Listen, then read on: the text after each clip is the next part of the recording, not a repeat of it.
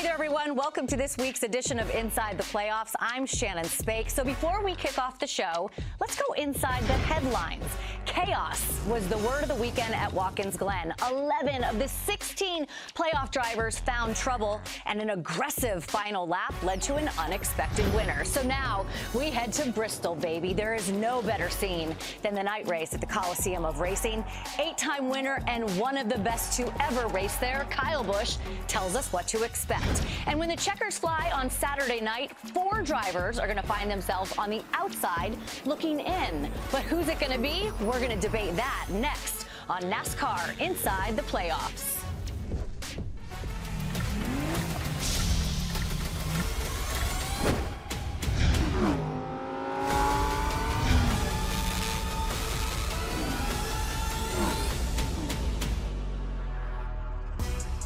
Happy Thursday, everyone, and happy Bristol week. Mamba, can we get a "It's Bristol, baby" before we start? It's Bristol, baby! Let's go! He's ready for sweater weather, though. Sweater weather. You've got sweater weather looks going. It's his playoff sweater. Looking good. There you go. I'm Shannon Spake, NBC pit reporter Kim Kuhn, who will be down there against all the madness this weekend. Of course, man of the people, Mamba Smith, and the only driver to sweep Bristol not once, but twice. 2-time champ Kyle Busch back with us again.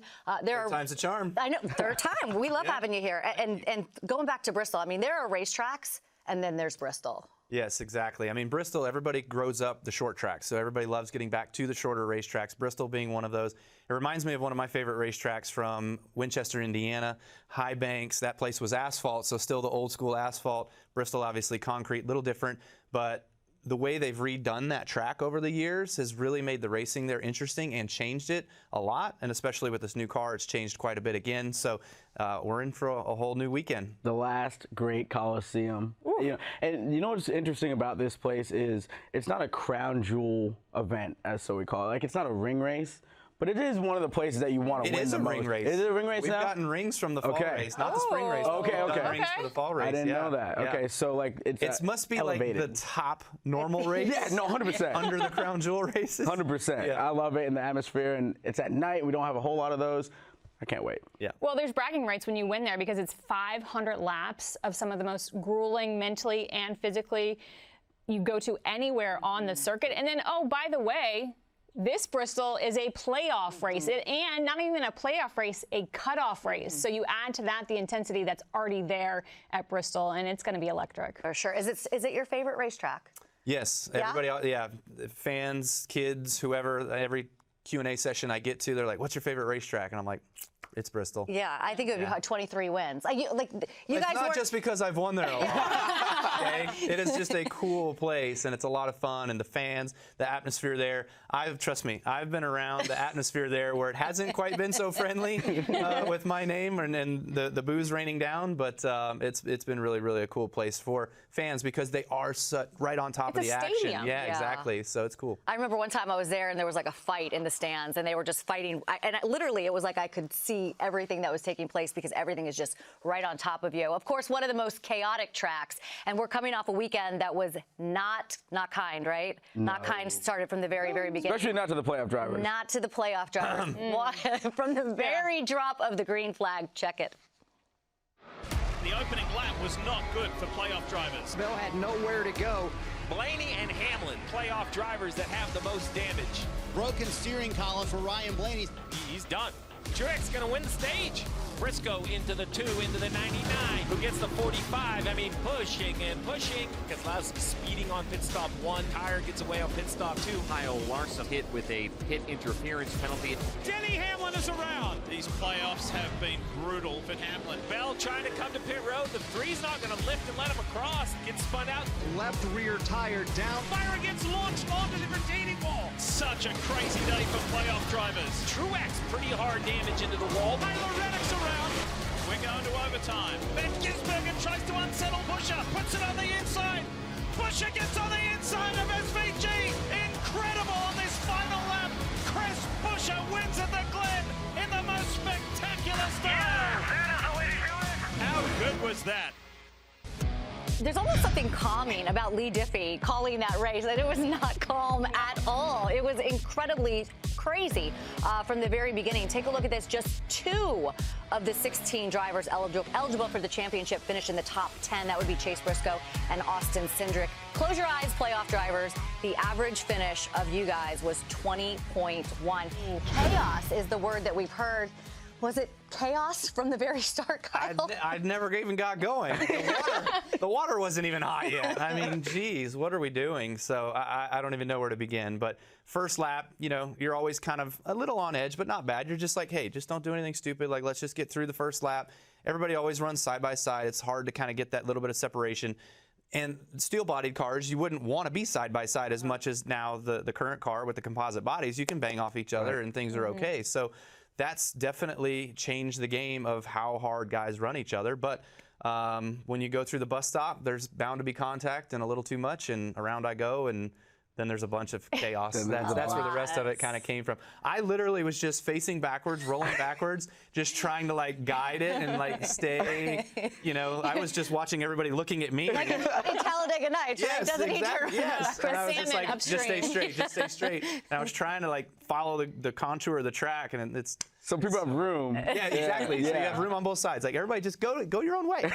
He parted the seas. Yeah, I think what is probably underrated now at this point of the season is qualifying, for sure. Like you gotta qualify well, because if you just saw it, like Hamlin got in that wreck lap 1, Blaney got in that wreck lap 1, Keselowski was in it. If you do not qualify well, you're just setting yourself back. So you need to qualify in the front half, and this weekend won't be any different. Yeah, I agree with that. We saw I was 13th. Atlanta. How much further up do you want me to go? Were you really? Yes. It looked like you were not 13th when you got turned around.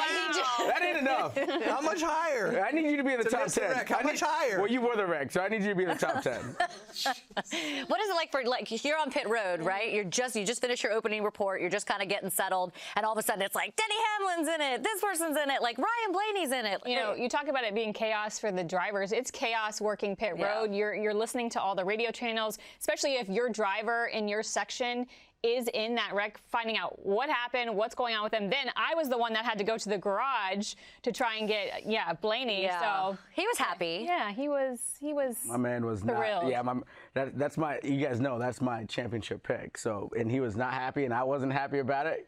But we're going to move on to Bristol. But the thing about that whole situation with him wanting a chance to fix the car, as a competitor, you want a chance to get back out there.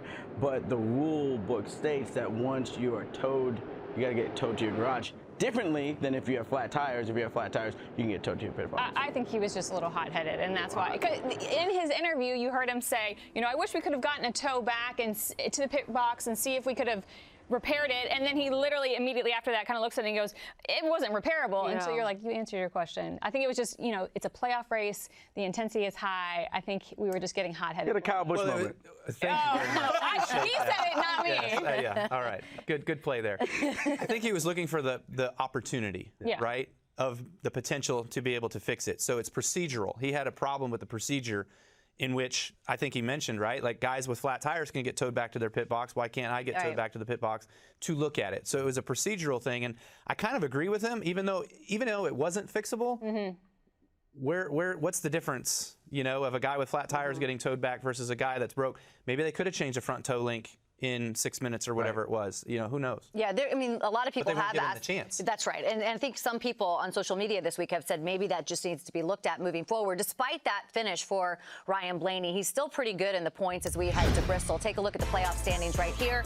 We do know that Joey Logano is the one guy that is locked in. 46 to the good, 43 to the good. All feel pretty good right there. Ryan Blaney, of course, 29 to the good because of his finish at Atlanta, because, of course, he did not have a good race 1 week ago, or Sunday, I should say. Martin Truex Jr., I think it's so surprising to me. Denny Hamlin, obviously 3 Daytona 500s. Brad Keselowski, a champion. Martin Truex Jr., a champion as well. Just a rough day. And listen, he's had a rough couple weeks. It's almost like the wheels have just... Yeah, I mean, just we like... talked about it last week with Steve. It's been the last 12 months. Yeah. Okay, the last 12 months. Let's hear what Martin had to say after the race. It's just crazy that... you know, all these races always come down to this, and I don't really understand, you know, how guys can call themselves, you know, the best in the world when they just drive through everyone on restarts at the end of these races. So it's very frustrating, but yeah, just it is what it is these days. So I'm out of here. Did you take some of that salt that you guys, like the salt in your handshake? Did you sprinkle it on Martin? It's a little salty there. No, Martin, I love Martin. I feel like Martin's been a little bit salty the last couple of, well, take this year and last year, right? And so his last 3 words of that comment was, I'm out of here. Yeah. Like, that isn't just I'm out of here for the day. That is, I'm out of here, like, the end of the year. He's over it. Yeah. He's just over it. I hate it for him because, look, him and I came into this together. Like, we actually were competing for a job at Chance 2 Motorsports for the Xfinity Series ride. He ended up getting that one. I got the Hendrick one. We battled for a championship. So we came in together, and now he's on his way out this year. Who knows when I'm on my way out? Hopefully not soon. But the fact of the matter is like, it's been a long time, and he's just getting overly frustrated with actions of other drivers.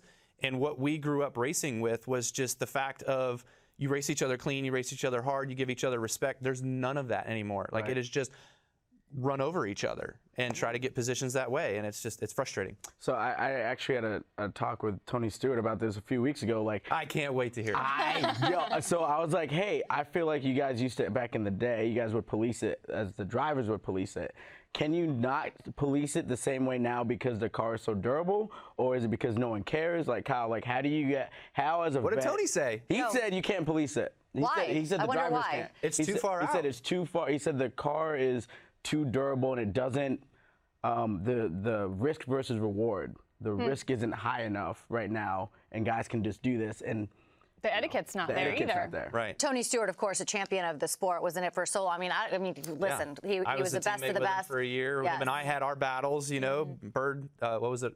A dart without feathers, I think. That wasn't you. That was David Reagan, wasn't it? I think he called a few of us that. Yes, it went around for a little bit, but yeah, no, Tony's great, and I think, as you mentioned, like, it's so far gone now. Like, to bring it back, to rein it back in, is going to be too hard to do.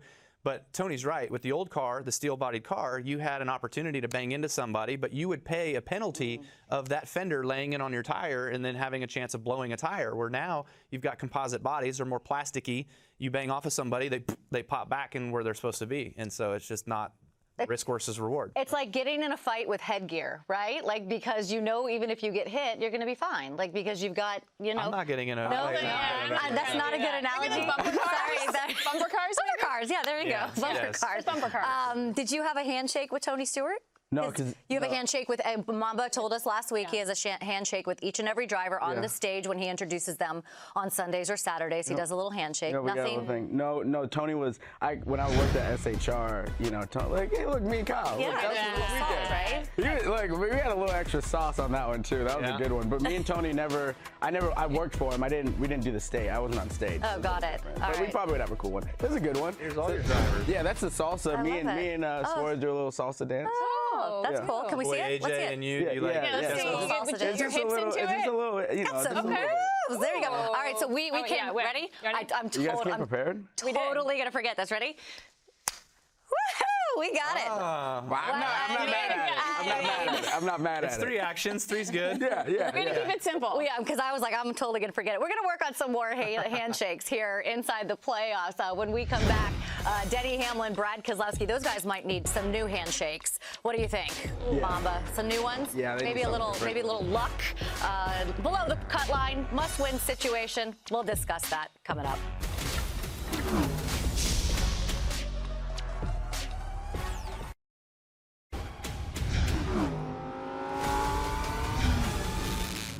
We all know the saying, you win some, you lose some. Well, that was definitely the story of the day for Brad Keselowski, because while his teammate was winning the race, Chris Buescher, Brad was just having an absolutely terrible day. Wreck after wreck, and then have you ever had a car wheel in your window, Kyle? Thankfully, no. I don't think I would. That's not a comfortable moment. It probably isn't. And there's a lot more going on with this team than just windows hanging out of the window, right? We also have to remind them that they had 2 pit road issues. They had a speeding penalty and then a tire go outside the box. But more than that, between crew chief and driver, so Matt McCall is the crew chief for Brad Keselowski, there was some disagreement early in the race on strategy, what they should do. So there's some tension on the radio between them. And then it bled over. I was interviewing Brad in post-race, and when I came up upon the conversation between Matt and Brad, it was very tense. They were talking about trust. And we think about drivers and crew chiefs as kind of quarterback and head coach. And Kyle, I know you can speak to this. When there's a fracture of trust, the whole foundation is in jeopardy. Right. No, because the race team starts there. The race team starts with the driver and the crew chief, and then it all kind of blends down after that. And so there have been times where I've had to go in Monday mornings, and you've got to have those heart-to-heart discussions and those drop-dead meetings of just, hey, what are we doing? What's the game plan? Like, how can we fix ourselves, put ourselves back on the same team where the rest of the team doesn't feel uncomfortable and awkward being around the driver or the crew chief together? And so that can be a bit of a tense moment, not just between those two, but the rest of the team. There is a different layer to this, though, however, because Brad is also the team owner. Yes. Yeah. Right. So he's the team owner, he's the driver, so he is the boss as well. What's that like, Kyle? 'Cause obviously, yeah. You've been there. You have, and sometimes you want to play that card. I don't feel like Brad is a guy that'll play that card. I feel like Brad is a guy that is way more sensible than that, and they will have that more heart-to-heart moment of the talk of being able to figure the stuff out, the feelings out, whatever it is, to put it all on the table and go through it and walk through it. I think I've said it a lot for the first round, but execution, like this round is really about executing, and you just rolled off like 3 or 4 things that went wrong. And starting with qualifying, to your Right. point, they had a terrible qualifying effort. You got to execute, and now you look at the points. Everyone to Burton to the cut line is only 20, and then there's like 3 guys above that. No one's safe. Literally, no one's safe. So whoever executes at Bristol is going to put themselves in the best situation. So how I look at the points, just by a driver's judge, right? Been in this before. Those that are 25 to the good, which I think is William Byron up, so 10th place on up, don't screw it up. Yeah. Don't mess up. Execute your day. Do a fine job. Run 15th all day. You'll be just fine. And make those others catch you. Right? So that's kind of what I'm looking at. And so I'm sure we'll get a little bit more into the weeds. If you're Denny Hamlin, what's your Denny's got to go. Gotta go. Yeah, he's got to qualify good. He's got to run up front. He's got to get the stage points, and he has to execute the whole day. He definitely can't have any more mistakes, and so that's where that team's at. Yeah, because we talked about Brad Keselowski having a bad run. Denny Hamlin's like, here, hold my beer, because he has had a terrible playoff so far. Did you like that reference? No. No, he looked at me like I feel him looking at me as I say that. He got a crash in Atlanta. This was not good. Of course, he was playing, I guess, defense. We've talked much about that. And then Watkins Glen this past weekend, also just not good for Denny. Lap 1, and then later in the race, he goes around as well. Just lots of problems. So look at this. Before his penalty, so he had a penalty. He was 3rd, the engine violation. That gave him 50 points, dropped out of that. But that you can't blame just the penalty, because when you look at his finishes, how he's been dropping in the points, it is huge. And 75 points, not 50 points, I should say. But Denny is still very optimistic going into Bristol. Here's what he had to say. Yeah, it's just a couple races where, things out of your control just didn't go well. We'll be fine. I have no doubts that we're going to be good and up front and control our own destiny. That didn't actually sound very optimistic. He's like, I have no doubts. Yeah, I have doubts. Yeah. I would never want to put all my eggs in one basket. Now, yes, he has won the last 2 races at Bristol, but that feels like a risk and a gamble I don't want to take. Oof. That's one of Denny's favorite places. It is by far Chris Gabehart's favorite racetrack. Him and I come from the same cloth, the Winchester thing. But anyway, I feel like they circle that track on the calendar every single year, and obviously they've proven that point with this new race car the last 2 times we've been there, so don't count them out. Chris Gabehart is Denny Hamlin's crew chief, calling the shots on top of the pit box. Denny Hamlin has made the playoffs 18 times, and I feel like he's found a way to lose the championship 18 times. Well, different ways. Yeah, different. He's lost it every way possible. Yeah, exactly. And now this is what we're seeing. Yeah, I need the guy that was last year. I beat your favorite driver. I need him thumping his chest, because I think his team feels that, and they build off of that. And that's when Denny's at his best, when he has that chip on his shoulder. And I just don't see, even in that last clip we just saw, I don't see the same guy. And to Kyle's point, he's got to dominate this weekend, because even if, let's say, he doesn't have to. He doesn't have to, but even if he doesn't have to win. No. But even if he makes it in, you don't want to back your way into the next round. Like momentum, we've talked about before, momentum's important. I would feel better about, hanging my hat on 11 again if they are dominated. Yeah, they need momentum. They've lost it, and he's blaming this dog that they found back in St. Louis. That's where I thought you were going to go with the hold my beer. I thought you were going to say hold my dog. No, so he and his partner, It's Jordan Lulu. Fish, they found this dog in Gateway when we were racing there, and apparently his luck has gone downhill from there. So he thinks it is the dog to blame. And I just got to say, so, the storyline in the past for Denny has been that he thrives in chaos. And so my question is, how do you blame the dog? Because anybody that's had a puppy, and by the way, this is their second dog, it is absolute chaos. So I don't think that he can be blaming the dog. He's being really rough on that dog. Oh, God. I don't know. I mean, He didn't whenever get it. you've got Did a you bad get luck it? streak, you are really trying to figure out where it's coming from. And if he believes it's a dog, then it must be the dog. So I don't know. Kim, you look like a lovely dog. You want to? person. Denny's trying to offload his dog on me. I'm sure he would be happy. He would happily drop it off on your front door. Lennox would love a little puppy for the next couple We've weeks. been talking about a new dog, but I'm not taking that one. No. That one's got to prove its worth first. Well, maybe these drivers, maybe they have dogs, maybe they don't. These are guys that have had success at Bristol who also need to definitely have success this weekend. Denny Hamlin, we just mentioned, not having a ball. Get it? I'm here all You're just here to the Fun day. all day. I write my ad-libs all morning long. Brad Keselowski and, of course, Ty Gibbs. And I think that there's optimism for all three of these drivers going into this weekend. Yeah, I mean, you look at Ty. Ty led a bunch of laps in the spring. I think that they also have this race circle because they probably feel like they one got away. And if there was one place for sure, we talked about it on a couple shows ago, he hasn't won yet. So if there's a place for sure that he probably thinks he can get that first win, is now. And what a time in the playoffs. Come on now. Yeah, elimination race for sure. Go for it. Go get it. I'd look at Brad, like the Roush cars, they've actually been pretty good there. Yeah. Buescher has a win or two. Yeah, remember, and Brad, the year that Chris Buescher won a couple years ago, Brad was looking like it may have been his win before he had to come. I think he had ended up with a tire issue that year. Yeah. If they win to get in, they'll be like the sword in victory lane, just like we've slayed Bristol Motor Speedway. You got The last great Coliseum. You better go in with a sword.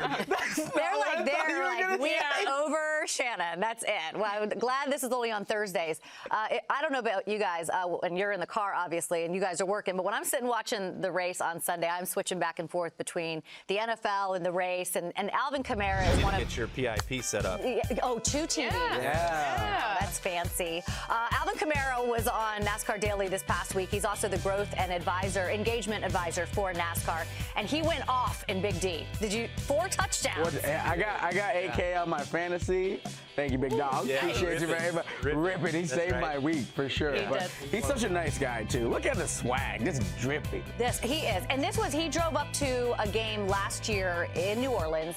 I was working that game, so I was able to take the picture of him. I mean, the whole car, it was just like decaled with all of his stats. So it was like, all of his rookie stats, all of his running. I mean, it was pretty awesome. I've had some great experiences with Alvin coming to some of the races and whatnot, and he is, like as you said, he is so down to earth, so cool, so chill, loves our sport, loves the people that are around it. I think one of his other crazy things that he mentioned to me was like, how much of this stuff are you doing before the race? Like, it blows his mind because he's like, after pregame, I don't talk to nobody. I don't want to, nothing, none of that. And so it's pretty interesting, just the dynamic of how guys go about their day and the sports differences. I think he did a ride around at the Coliseum, the other Coliseum in LA, with Daniel Suarez. You'll have to get him in a car sometime.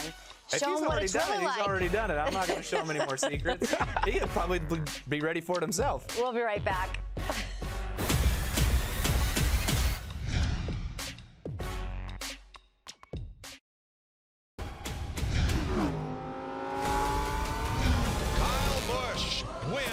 Bristol. He did. The most victories of all active drivers here in Thunder Valley. Busch one. Break out the broom again.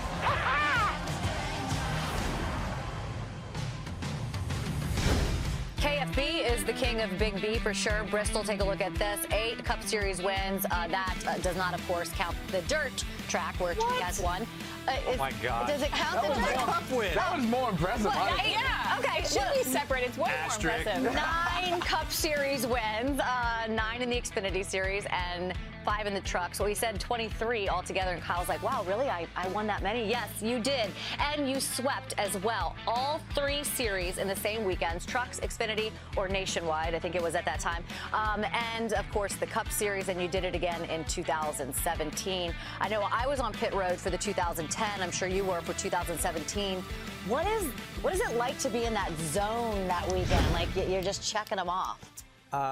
Yeah, I don't know. You kind of go through a little bit of chaos. I think we had a pit road issue in the truck race on Friday night of 2010, and then Brad Keselowski and I got into it in the Xfinity Series race in 2010, and then in the Cup Series race that year, it was me and David Rudiman, who David Rudiman didn't really run up front a whole lot, but he had Rodney Childers as a crew chief at that time, and he was fast, and I was like, driving my guts out to beat this guy, and who normally you don't have to race against, but I just found that line, found that groove, and I was able to cap it off on that first one. So I remember all of that. Yeah. I mean, I'm impressed. If you don't think that if you guys don't think that these guys remember everything inside those race cars, when they tell us like, yeah, no, I won't remember it. It's over. They're lying. It's not over. It's not true. They remember all of it and will hold your feet to the fire on it. But it was so fun. I mean, like, listen, those weekends, being part of, kind of knowing what he was gonna do that weekend, it's so cool. Yeah, I mean, I was talking before the show. My very first victory lane by myself when I was first in the sport, my first year, 2011, it was Bristol in the spring, and Kyle won. That was awesome. That's in there. So let's see the trophy, because none of us have the trophy. Yes, I have brought in some special gifts today. This is incredible. Yeah, so here's the sword. I've got a few of these from the Bristol races when you win Bristol. I don't know, 2012, somewhere around there. They started giving out the swords, and so. Mamba brought his own trophy. Something else. Listen, I'm just gonna, because you swept so many times. Here. Yeah, let me get under there. Oh, there you go. Thank you. All right. Thank you. You got it. This is very. You want to play swords?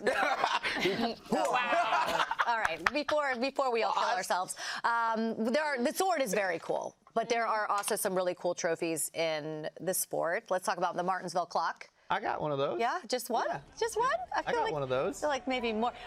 This is very cool. I think everyone wants to win one of these. I don't know how you get it home, that one, like Kevin has a couple. He says he doesn't have it even out of the box. It's just like not still on. in the box. Like he doesn't have it on. Like it doesn't. Well, because it goes off every hour. You gotta wind it every week. Yeah, So, every hour. The monster one, that one has to be one of the heaviest ones. It's pretty heavy. I've got one of those. Only one? No, I've got at least one, right? How many lobsters do you have? 2 or 3. I think I got one of those. Denny's so funny. He hates the lobsters. Yeah, Denny does. No, he had a phobia on that one. Yeah, so we got the lobster, and then of course the big one, the Harley J. Earl. You had to bring up one I don't have. Yeah, way to play. You won a Daytona, though. I have won a Daytona, but I have not won the Daytona 500. So that trophy right there, I've always had an empty spot for it on the mantle. I'm still waiting to fill it. Yeah, there you go. Those are, well, hey, let's bring out that broom again. Just a good luck broom, right? Just a good luck broom? Just a good luck broom. Is it? I don't know. What's good luck about it? I don't know. We're just saying it's a good luck broom. It's good luck. Yeah, it's good luck. That's your Halloween costume. Would you display? I'm a warlock. When you win the Daytona 500, will that one trophy be on display? Will Samantha allow that one to be on display? In the house? Yeah. Yeah, actually, that's a funny question. So no trophy. The Martinsville clocks are in the house. They actually work as decor. It's like decor. And so, but otherwise, no other trophies are in the house. Only Brexton's allowed his trophies in the house. And so all of mine are at my shop. And I've got them all laid out chronologically and everything, so it's real nice. That's cool. Probably, I would say. I mean, that would need to be the centerpiece to your dining table for a long time, I feel like, if you want the Harley J. Earl. Yeah. Yeah, maybe put the lobster, Samantha, on the wall, frame the lobster right behind. I don't think we frame the lobster. I mean, we sent it back to he also has his cars. He has his cars in the shop. So yeah. There you go. All right. Well, we're going to talk trophies. We're going to look ahead to the trophy this weekend. Someone's going to get a sword. We'll be right back.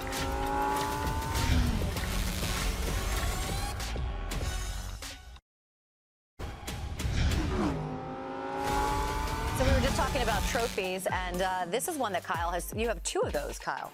I have one of those. One of those. And the other one's the sprint one. There you go. Yeah, the Bill France Cup. 68 pounds. I looked it up because I know. Oh, 68? That's what it What'd said. we say? 75. That's what it said. Yeah. That's what it said on the Google machine, so I'll go after it, of course. go. The Bill France Trophy. Take a look at this. This is the weekend schedule out at Bristol.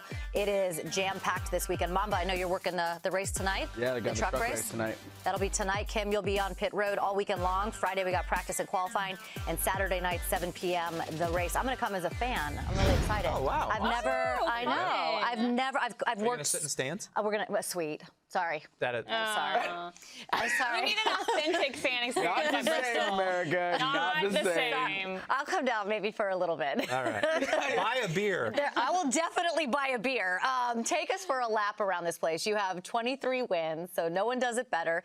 Take us inside that race car, because I don't know how you don't get lost out on that racetrack. Well, the track looks symmetrical, and it looks as though turns 1 and 2 is the same as 3 and 4, but as you see, like, this is turns 3 and 4 coming up onto the front stretch, right? No, I'm Singing, That's what I'm just talking about. Basically, we're running in line here. You can see the spray is on the bottom of the racetrack, so the sticky stuff, the glue, the solution they spray down. So everybody's running on the bottom of the racetrack here. But turns 1 and 2 is a little bit tighter in apex than what turns 3 and 4 is more rounder. And so the ends of the racetrack drive entirely different. And so you don't necessarily get lost, but you definitely get into a rhythm. And the rhythm is the biggest key to Bristol, because you're getting around there in 15 seconds. Fast. Yeah. And so it's basically, on throttle, off throttle. You try to not use a whole lot of brake. You want to keep your tires underneath you the whole time. It's a concrete surface, so the track always tightens up as the weekend goes along. So you will start looser in the beginning of the weekend versus how you end, so you have to have enough adjustment in your race car. Lots of different things go on at Bristol that all these crew chiefs and drivers will be in tune for. It's also a self-cleaning racetrack. Oh. Which means there's a little bit of banking on the There's a lot of straightaways. banking. Yeah, lots of banking. Yeah, and so You could bring your broom this weekend. it'll be easier to move it all off the way for them.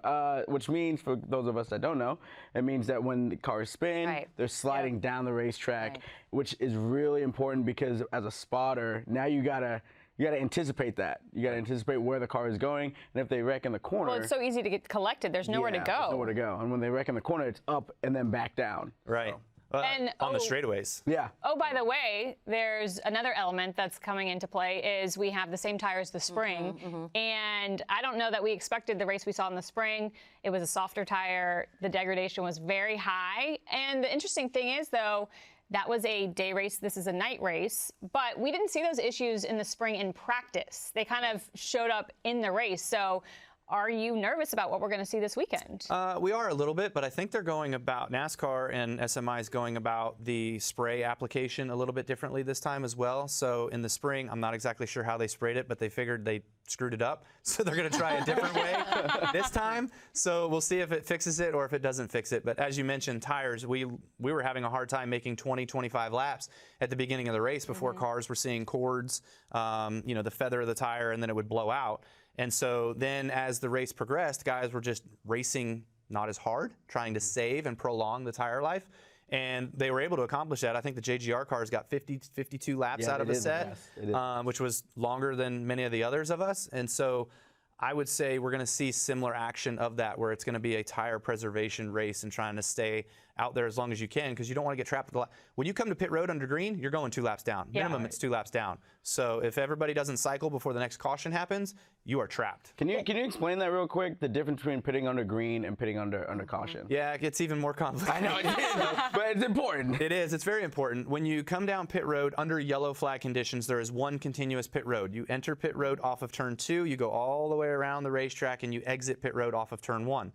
When you pit under green flag conditions, you only have to run your respective pit road. So if you're pitted on the front stretch, you're now coming in off of turn 4, going down the front straightaway, pitting, exiting out of turn 1. So I always like to pick on the back stretch, so no matter what, I always know I'm coming in turn 2. Spot. Don't mess it up, right? Don't make anything more confusing than it needs to be for the driver. I have a hard enough time as it is. I'm not having ice cream during the race. And this is unique to Bristol because we see pit stalls on both sides of the race. How does it feel? You mentioned tire fall off, the softer compound. Like, what does that feel like inside the race car when you have a fresh set of tires compared to a couple laps in? Yeah, when you have a fresh set of tires, it's like super glue. Like you are just stuck to the racetrack. It feels awesome, and you can drive it as hard as you want to drive it. And look at here. So I think we're going that fast. It feels like we're going that fast. That's a little sped up. But so this is the 54. This is Ty Gibbs. Now we're in Kyle Larson's car. But this is him on newer tires racing against those that might be on older tires, and he's probably trying to preserve his tire life anyways. But it's just like a free for all of just being able to pass people and go right through them. It's funny because you're like talking faster. I was, right? So you're like trying to keep up with Sped me up. Should this be a crown jewel? It's not one of the crown jewels, but should it be? The night race at Bristol, I'm saying? I believe so. Yeah. I mean, I think that would be cool. I mean, the history of the sport, I think, was it Dale Jr.'s moment when he won there, the night race of Bristol? I think he kind of blew it up into something bigger than maybe what it once was, but it was always the #1 wanted ticket in NASCAR for how long? You couldn't get it. Couldn't get it. It was a waiting list. And so it's still sort of that way. I believe now we're back to sold out. I will tell you, the first time I covered the night race at Bristol, it almost reminded me, you know when you go to the circus and they have the globe and the motorcycles are going around? Yeah. Like that is what I felt like when I was standing on pit road. I would just remember like being in the entrance of the exit of turn 4 and just the cars and then, fireworks going off and sky jumpers and you're just like, sensory overload. Yeah, the craziest one I heard of was fighter jets in a gymnasium. Somebody said that one, and I was like, oh, okay. That's good. And tempers, too. Tempers will get hot. Honestly, I don't know how you don't get sick in the car. I did a ride with Jeff Burton a couple years ago, and I did I think we did 15 laps. Who drove you around? That's a lot of laps for a ride-along. Yeah, we were. It wasn't an actual. We were shooting a piece, so we were going like at speed in a next-gen car, and I got sick after it. You were smart. Jeff Burton, have you ever done a ride around? Nah, at Bristol. No. But I do remember when I first walked in there, the night race. Because even the day race, it's a little different when you get in and the sun is up. And I rode in the truck the first time. And you feel like the tractor trailer is going to wreck into the wall when you come into that place. But at night, when you walk, you'll see it. When you walk into the stadium. Well, I've been there before, the night race. I've just never been as a fan. Yeah, no, it'll be different as a fan. It will? It'll hit different. It will hit different? You're not in the suite, will it? No. In the suite, it might not hit the same way. You're not going to live that down. That information. I did my ride around with Michael Waltrip. I thought I was going to die. I was like, this is not a good decision. No, probably wasn't. Glad you're still here. Yeah, me too. That place is out of control. Love you, Mikey. It is. We love you, Mikey. But this place definitely has some tempers, and we thought it would be fun to kind of look back at some of those over the years. 1995, get out of the way. Dale Earnhardt just moving people out of the way. Dale again. Yeah. I'm sure there's going to be one more 3-car. Terry Labonte winning that was out of control. That was great. So great. And then, there's Rusty, not happy. Oh, see, just take it to the garage, boys. I didn't mean to wreck him. I just meant to rattle his cage a little bit. There you go. That's this one. This is it right here. Yep. That's a famous line in NASCAR, Dale Earnhardt. So Dale did it the first time to Terry, but it was on the last lap in the last corner. Terry still won the race. So he figured this time I better do it a little earlier. Turn 2. Yeah. Take care of that, right? Yeah. That was the win. He won, There we go. That was Jimmy Spencer. Yeah, who was second. Really good at Bristol his whole career. He was. 2012. This is Tony. We mentioned him already in the race. Woo! There we go.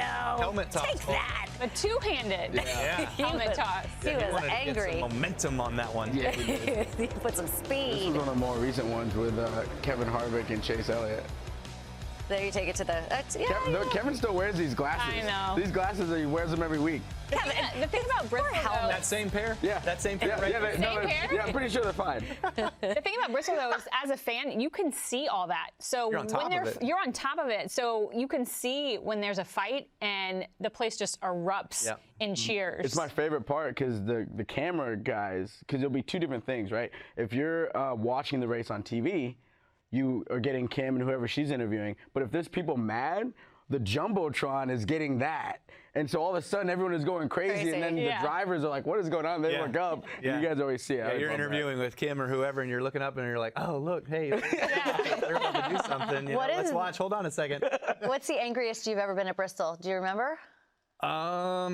Yeah, I think it was 2011 or something like that. We were the team to beat. We were the car to beat there for a long time. And it was early in the race. It was like lap 50 or 60 or something like that. And I crashed out and like done for the day. And it was in the doublemint car. And I remember getting out of the car and just slamming my helmet on the roof and just being so mad that we were out so early. Take that helmet, right? Yeah. Oh, yeah. my goodness. I do have a question about that. When you're in such a rhythm like that, track after track, how much setup-wise are you guys changing? Are you not changing much, and that's why? Because it's different kind of every time you show up. Yeah, I think you make small tweaks. So if you race there and you're really, really good, you're going to find little small things that you kind of fought in the spring, like, hey, I got a little bit too tight after lap 50. Okay, let's work on keeping enough front steer in the car after lap 50, try not to screw up anything else about the setup, and that's kind of how you'll continue to go. But obviously with the next gen car, it was a complete redo. You know, rule changes will obviously throw some stuff into play where sometimes you have regular springs that you would run on in the cars that would keep the car off the racetrack, and then there were years where we had bump stops that kept the car off the racetrack. So a lot of different technical things that would just always change and progress. But as you race week to week to week to week to week, you're figuring out those numbers of the specialty of all the squiggly lines that we see in the data to figure out what you need to put in the race car. And so that's what makes the engineering aspect of our sport so special. A lot of changes to the cars over the years. There's also been a lot of changes to Bristol over the years. When we get back, we're going to show you some of those. And it's time for Hot Takes. You don't want to miss what these guys have to say about that. We'll be right back.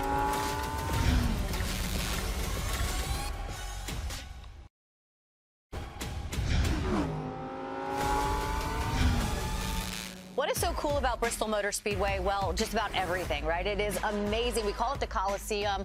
But there have been a lot of changes and a lot of other events that have taken place, right? Take a look at this. Back September 2016, it was turned into a football field for Tennessee against Virginia Tech. The Vols beat the Hokies 45-24. 146,000 people. It's actually set the largest single game attendance for a football game. And then next year in August, we're going to have the Major League Baseball Speedway Classic, Atlanta Braves and the Cincinnati Reds. We're going to have to go to that game. That would be so cool. Absolutely. Maybe they'll let you go down there and like call the game because you're a pit reporter. That'd be fun. Or I could just watch it from the suite. Yeah. Yes. Touche. Yes. Touche. Can't let it die. Yeah. Touche. I'm coming with my sword. I'll be waving to you guys while I'm having my beer. Okay, so let's talk about Bristol, right? It's very cool. Is there one thing I should do when I'm at Bristol as a fan? Sit in the stands. Okay. All right. Just taking L's over here, Shannon. Yeah. One thing you definitely need to get as high as you can and just look in. Okay, we'll do that. Look into the bowl. Well, the suites are pretty up there, aren't they? No? No, that's not it. Is there? You need to get some real concessions, like a hot dog and a beer. All right, maybe the fans. Go to the fan zone. Go to the fan You zone. can come to my autograph session. I'll be on Saturday. Yes. That's a great idea. Like the guy in Happy Gilmore that screams Kyle Busch. And no one remember that. Yeah. I keep looking to you to try to help me. I'm not it. It's not me. I'm not here to help that. Not my best performance today, ladies and gentlemen. Let's talk about guys that have performed, though, so far. We like to talk about underperformers or overperformers. We're going to go overperformers. Tell me who you think has done well in the playoffs so far. Absolutely, for me, it's Chase Briscoe. They went into Watkins Glen -21, came out of that race +6. They knew going into the weekend that they could get it done. They were very optimistic, scored 43 points in the race, and just what this team has been able to do in general. In May, SHR announces they're closing at the end of the year. The atmosphere completely flipped on its head when they win the last regular season race at Darlington. And the team actually told me, I spent some time with them in Atlanta before the first playoff race, and they said, you know, before that Southern 500 win, before we were in the playoffs, we were counting down the days until the race shop closed. Night and day now. Now they say they're counting down the days each week till the next race. Oh, that's awesome. Yeah. So you got the 14, I got the 48 of Alex Bowman. I think execution-wise, they have just done the job in making sure that they're not making the mistakes that they probably made at the beginning of the year, and now they've really cleaned it all up. And Alex is still overcoming a lot of the talk of if he's in the 48 or not, even though he tried to lay it to rest at playoff media day. Hey, I'm back. there's a lot of chirping still going on, and he's somehow been able to block that out and do the job that they need to do. 41 up, going to Bristol, they should be in really good shape to make it into the next round. I look at one of the other guys in the Chevy camp, the 99 car, Daniel Suarez. The Trackhouse guys didn't really have a whole lot of speed through the summer. It was really kind of challenging for them of putting races together. You look at Ross. Ross isn't in the playoffs. Daniel is through his win at Atlanta, beating me by about 4 inches. But the fact of the matter is he's executing right now. We went back to Atlanta. He did another really good job. Speedway race, was fast, ran up front, had a great finish there. He loves road racing. He comes a little bit from a road racing background, being from Mexico. He ran the Brazil Series earlier this year, got a win there. So he had a solid day on Sunday, stay out of the fray, and was able to come through it with a decent finish. Has enough points to be high enough above the cut line that I feel like he's actually a safe pick to move on through. That's why I like this system, because you can be an underdog and struggle. But if you can get that momentum and get it figured out, it gives you an opportunity to fight for a championship. Yeah, if you don't believe in momentum, just take a look at some of the guys that we talked about earlier in the show, the Denny Hamlins, the Martin Truex Jr.'s. It is a real thing. Hot laps, time for some hot laps. We're going to take a look at the guys, the 6 guys that are around that cut line, the 4 that are below, and the 2 that are above. Oh, that's a cool graphic right there. Let's see, who do we think advances out of those 6 drivers? Who is the one guy that definitely advances? I think it's Ty Gibbs. Yeah? I think Ty Gibbs. So you're saying Denny Hamlin that's it? I'm not saying that's it. I'm just saying the one that definitely advances is Ty Gibbs. He was fast there in the spring, and I think he's in a good space and good mindset right now. Oh, my goodness. There they are right there. Chase Briscoe, Ty Gibbs, Denny, Brad, Martin, and Harrison. I mean, listen, there's only 12 spots, Kim. What do you got? You know, I'm going to stick with Chase Briscoe. I talked about him, what they did in the Glen. I think that's momentum right there. Then you look at what they did back in 2022. Chase Briscoe in a similar position at Bristol, has a great race, moves on to the round of 12. And then Charlotte Roval surprises everybody and moves on to the round of 8. And so I think we're going to see a similar vibe from him this weekend, and he's going to move on. She's putting her life on the line. Yeah. She's a Briscoe all the way. Yeah. What do you think? I go with Denny. It's too hard to vote against. I mean, Chris Gavehart, Denny Hamlin, Bristol, they're just too strong right now. I look at him of being able to make up that 6 points that he's looking on the outside in. I don't see how. Wait, hold on a second. Let me back up. You just said it right. Is the dog going this weekend, or is the dog not going this weekend? If the dog is not going, Denny's in. If the dog is going, Denny's out. Meanwhile, the dog has found a new home for the next couple weeks. Maybe it's going to be very tight. It's going to be a tight race for Denny. Speaking of tight. Did we find the wrong jacket? I didn't find the wrong jacket. No. Samantha packed the wrong stuff for you. Yes, it was a little bit chilly at Millbridge the other night, and so I was like, "Hey, did you bring me my jacket I asked you for?" And she goes, "Yeah, it's over there on the counter." Oh no! And so I picked it up and I'm putting it on, and I'm like, "What? What am I supposed to?" I love your commitment, though. Oh, I was you going. Yeah, it was. Well, you can't tell her like that she's wrong. jacket. He did the thing for him. You know, he can't be like, "You're wrong" before he tries it. I wish the sound was on that. It was a total Tommy Boy moment. Like, big guy in a little coat. So. It's so good. Yeah, because then she'd be like, "You know what, Kyle? Pack yourself." Yeah, that's right. Look at this thing. It's like. It looks great. It's like a little crop. Like a little crop top. So she was pulling it down on my torso, and the hoodie. The hoodie was still on, and it like ripped my head back. No crop tops this weekend in Bristol, but a lot of action at Bristol. Thank you for being here with us this week. Bye.